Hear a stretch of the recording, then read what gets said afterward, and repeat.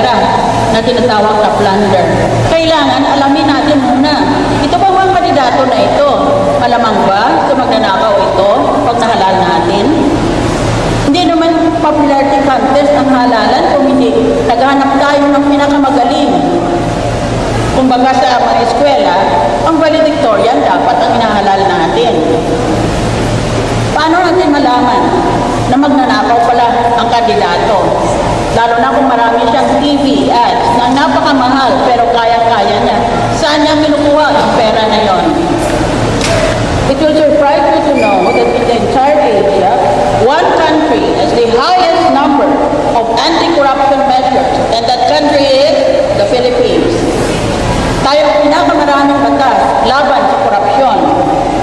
And yet, according to the 2013 Corruption Perception Index, among 177 countries, the Philippines is ranked number 94. The Philippines was among the first countries to ratify the United Nations Convention Against Corruption in 200